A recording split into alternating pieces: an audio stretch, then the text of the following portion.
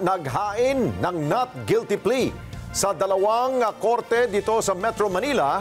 Itong si Apollo Kibuloy at mga kapwa niya akusado sa kinakarap nilang kasong sexual abuse of minor, child cruelty at qualified human trafficking. At ito pa, humirit naman po si Kibuloy na masa ilalim sa hospital arrest sa Davao.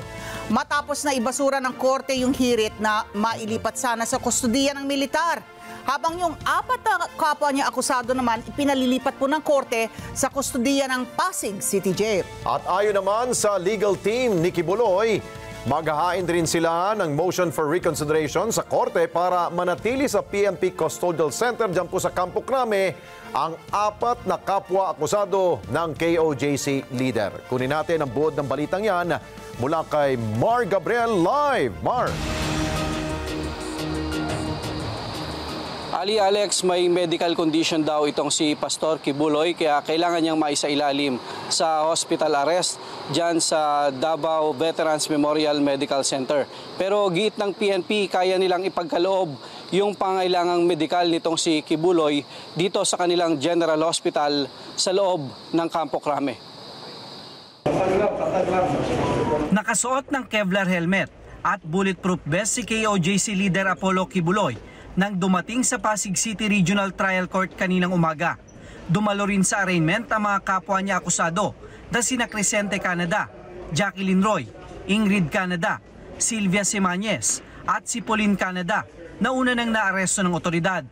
Lahat sila naghain ng not guilty plea sa kasong 2 counts ng qualified human trafficking.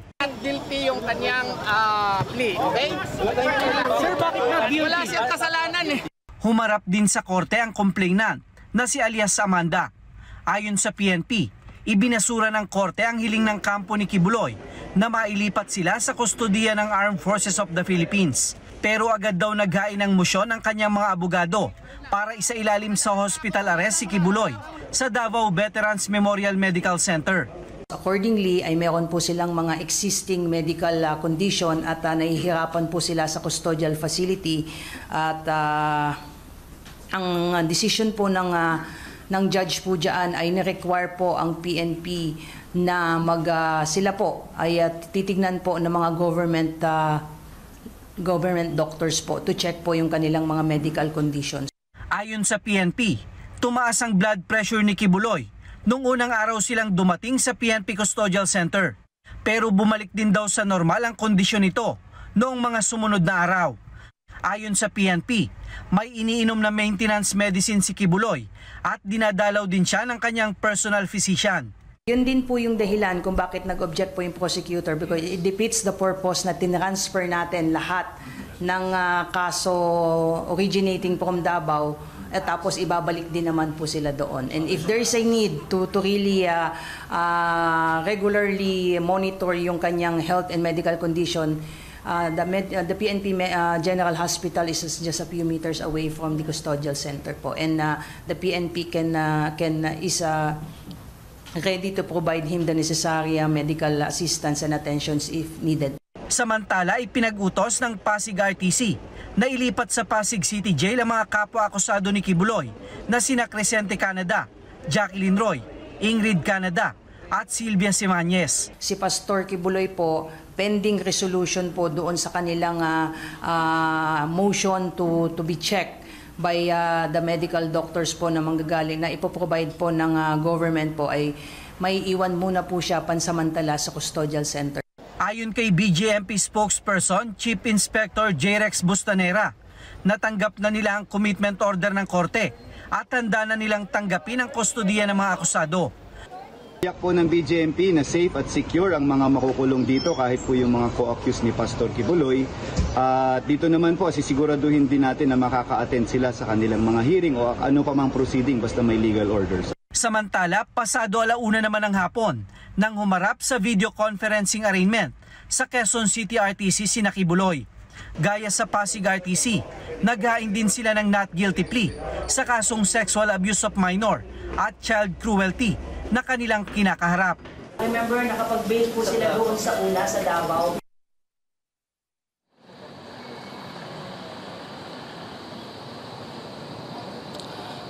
Alex, pasado alas 5 ng hapon ang may turnover dito nga sa kustodiya ng Pasig City Jail itong 4 na mga kapwa-akusado ni Pastor Kibuloy. Sa kabilayan, Alex, nung plano nung kanilang legal team na maghain ng motion for reconsideration sa korte para mapanatili dito sa PNP Custodial Center itong kustodiya ng kanilang mga kliyente. Samantala, Alex, sa September 25, itinakda ng Pasig RTC ang pre-conference at pre-marking ng evidence, habang sa October 17 naman ang pre-trial sa human trafficking case ni na Kibuloy. Alex? Okay, Mar, ang pinagtatakahan ko, bakit naisip ng legal team ni Apollo Kibuloy na sa Davao, na meron naman tayong veteran sa medical center dito sa North Avenue sa lungsod ng Quezon, which is may proximity sa Quezon City Court at sa Pasig City Court. Ano nangyari? Di ka nagkamali? Alex, yan nga yung tinututulan nitong mga abogado ng gobyerno, no?